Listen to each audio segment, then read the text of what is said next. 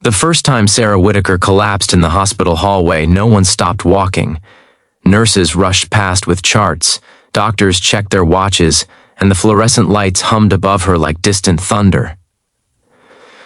She lay on the cold floor, clutching her chest, her breath shallow and uneven, feeling invisible inside the very building where she worked as a patient advocate.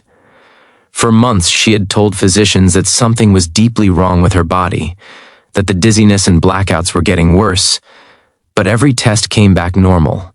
Every appointment ended with a polite smile and a suggestion to rest more. That morning, as her vision blurred into darkness, she wondered if she would simply fade away without anyone ever truly seeing her pain. If you believe in kindness and second chances, take a moment to like, comment, share, and subscribe to the channel, because stories like this remind us how powerful compassion can be in a world that often moves too fast to notice those who are struggling. Sarah was 32. With tired green eyes and dark hair she usually kept tied in a loose bun to stay professional at work.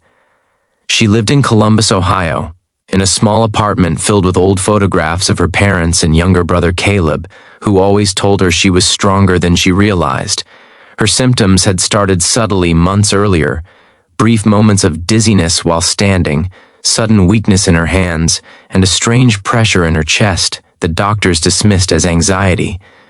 One physician suggested stress from her demanding job, another implied she was exaggerating. Each dismissal chipped away at her confidence, leaving her feeling like an inconvenience instead of a patient deserving care. Still, she kept returning, driven by a deep intuition that something inside her body was failing. As weeks passed, Sarah's health deteriorated. She began fainting unexpectedly, sometimes waking up on the floor with no memory of falling. Her friend and coworker Megan noticed the growing shadows under her eyes and the tremor in her hands when she held a cup of coffee.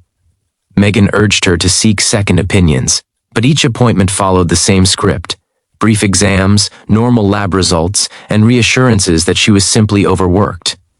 One rainy afternoon, after collapsing again in the hospital parking lot, she was taken to the emergency room where Dr. Thomas Reed, an overburdened resident, skimmed through her records and suggested dehydration.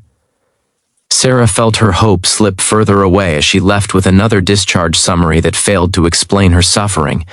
The turning point began quietly when Sarah met Dr. Nathaniel Brooks, a visiting neurologist attending a conference at the hospital. He noticed her pale complexion and shaky steps as she struggled to assist a patient's family. Unlike others, he listened carefully when she described her symptoms. His brow furrowed as he reviewed her history, noticing patterns that others had overlooked. Episodes of sudden loss of consciousness, irregular heart rhythms buried deep in her charts, and an unexplained neurological decline. He recommended advanced imaging and monitoring that the hospital administrators hesitated to approve, citing costs and the absence of clear evidence. Days passed without action, leaving Sarah trapped between worsening symptoms and institutional indifference. One evening, after another collapse that left her unconscious for several minutes, Megan refused to accept the hospital's inaction. She contacted Sarah's brother Caleb, who worked as a logistics coordinator for a private medical air transport company in Chicago. Caleb remembered the vibrant sister who used to run marathons and volunteer at shelters, and hearing about her deterioration ignited a fierce determination in him.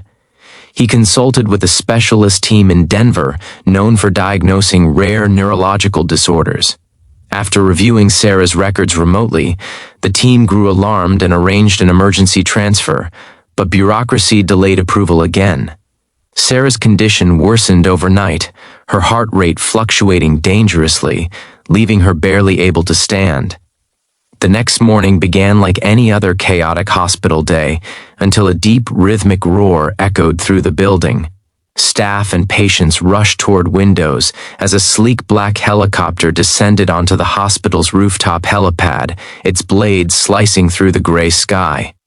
The arrival stunned administrators who had ignored Sarah's case, forcing them to confront the urgency they had dismissed for months. A specialized critical care team stepped out, carrying advanced monitoring equipment and moving with calm precision. For the first time since her symptoms began, Sarah felt the shift in energy around her. Nurses moving faster, doctors speaking with urgency, and her condition finally being treated as life-threatening. As she was transported upstairs, Sarah watched the city skyline blur past the helicopter's windows, fear mixing with a fragile hope.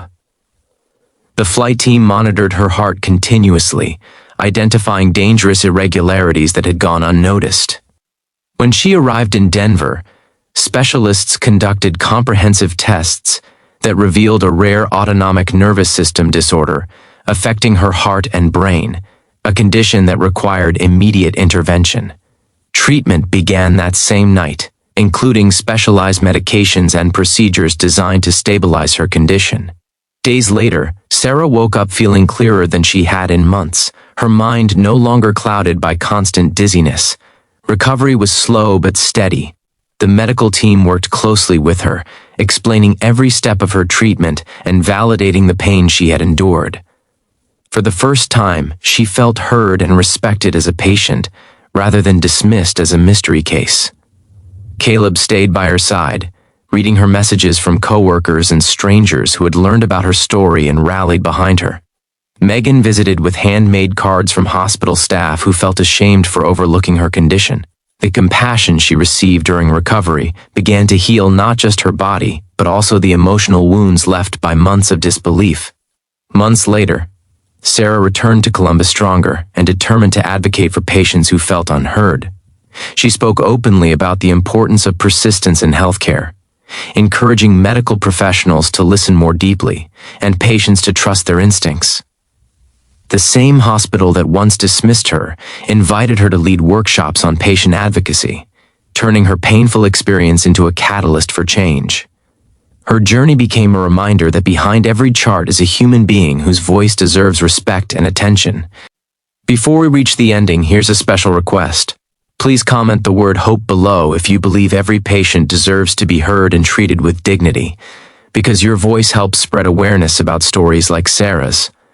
On a bright spring afternoon, nearly a year after the helicopter landed, Sarah stood on the hospital rooftop watching another medical helicopter touch down, its blades stirring memories of the day her life changed.